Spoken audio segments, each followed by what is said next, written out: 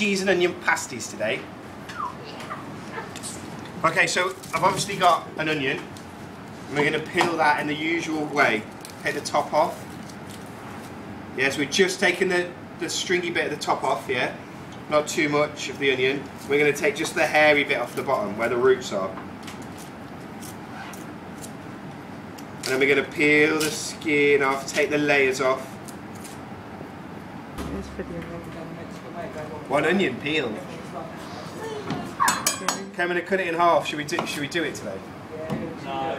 Everyone was like really low, and then they come to me and I was just like... What I'm going to do is I'm going to cut this into a normal dice, yeah? Not a fine dice, just an average dice. So I'll put my knife through, yeah? But I don't cut all the way to the root. Down to the chopping board and put it through, but not all the way.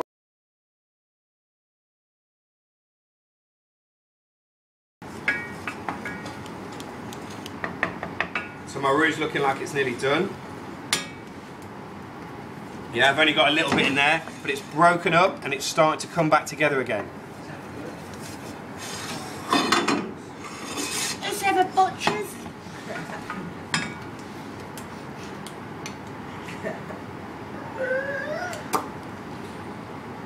A little bit to start off with. And this is the most important bit, the first couple that go in, you've really got to beat it. Yeah?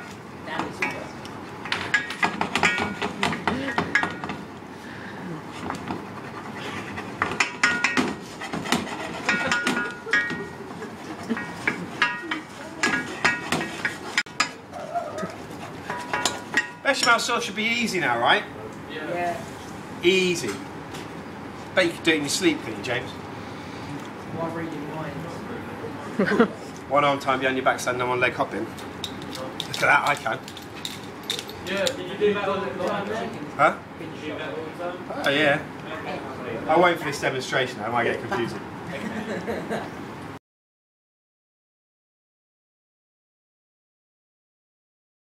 So pasties, instead of a normal bechamel, we want it about 117, so it's really thick. I've sautéed my, what are they called? Onions. Sautéed the onions. And I'm going to put those in. So they've just changed their colour.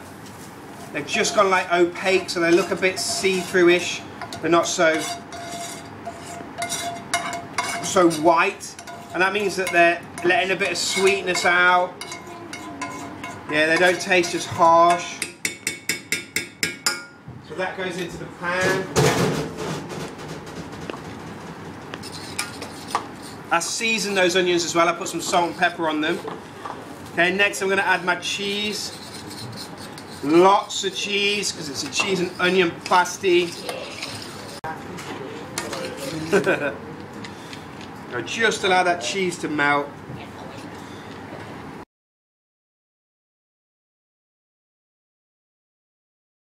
Pastry, you can get lots of different varieties, but it's already made.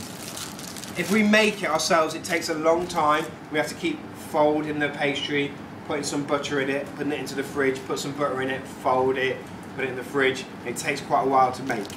Have you made rough puff already? I think you have, haven't you, Sam? And you have, Trina.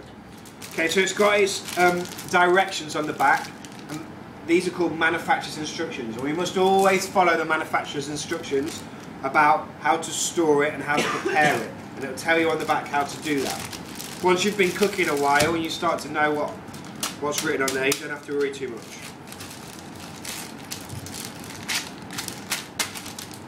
This is a block, and the blocks come in like this standard size. It's like an A4 bit of paper in it. We want to roll this out as little as possible. The more we roll it, the less it's going to puff up. It's basically thousands and thousands of layers of really, really thin pastry with butter or fat in the middle of them. The butter and fat melts and gives off steam, and that makes the pastry rise up and it puffs up, yeah? So if we roll it out loads, it's going to squash all those bits together, all those layers. I like that. Good answer.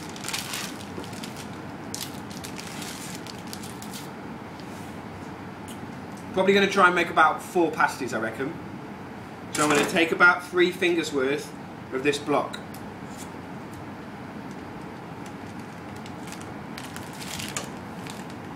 which should be fine.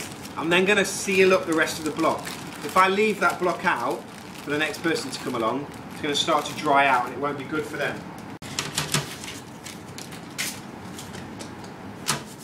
Putting the butter all over the tray.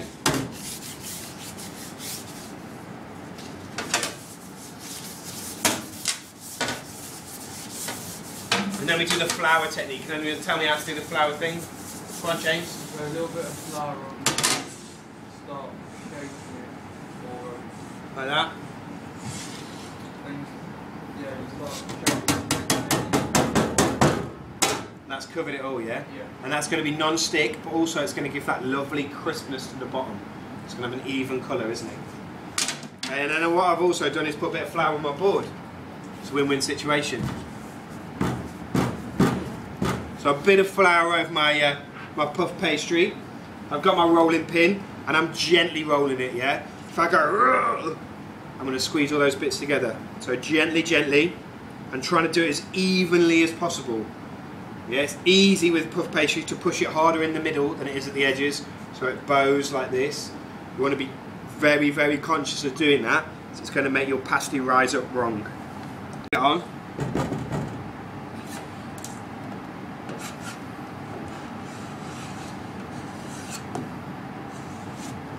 Cut around it, we'll at least get two, eh?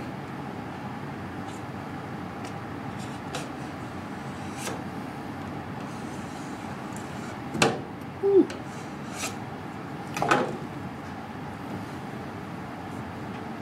So I've got two nice big circles there, yeah? And then with my leftovers, I don't just squeeze it back together, because that means I mash up all my lines, all my layers. So what I do is I lay them on top of each other as much as I can.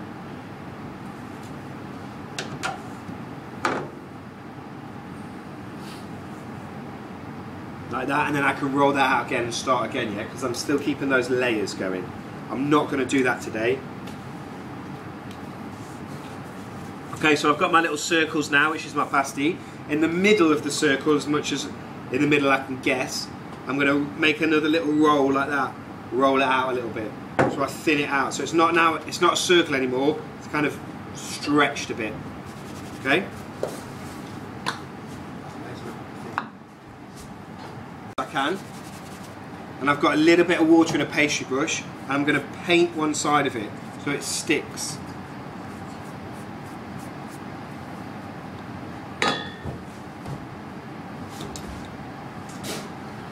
In my fridge, I put cling film right over the top of the pastry filling, of the pasty filling, so it didn't get a skin on it. If I just put it over the top like this, it would start to get a thick skin, but because the cling film's touching it, no air can get to it, it doesn't get a thick skin. Pull that off, and it's right there, lovely, perfect, gorgeous, just how I want it to be.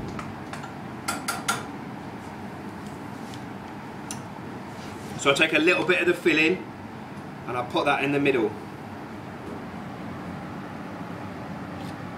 If you put too much in, you may think, oh yeah, it's going to be a lovely pasty, this one. When you close it up, it'll all squidge out the sides. So put a bit less than you think that you should put in it.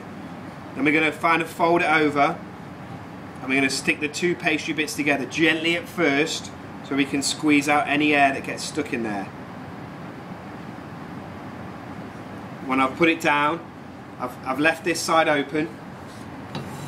Don't worry if you can't see, you'll see on the video.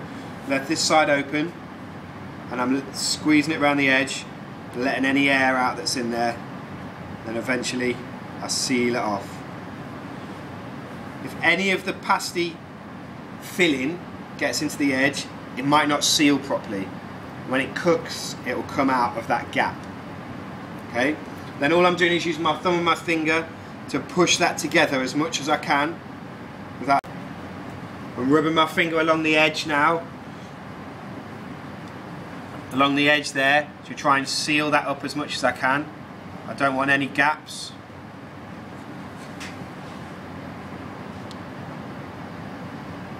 And then finally just squeeze it together.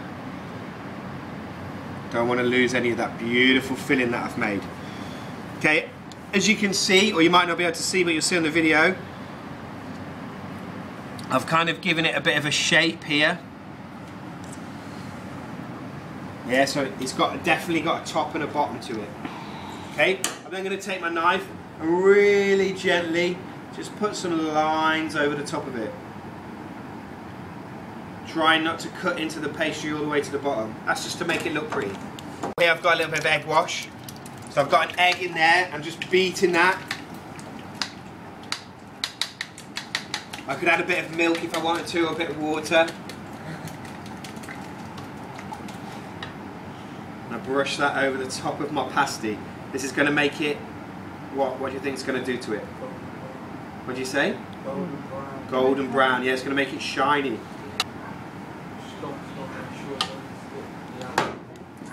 Okay, what I could do now is I could rest that in the fridge, and that's what I suggest you do when you make it with Tom, is pop that into the fridge and give it 10-20 minutes, yeah?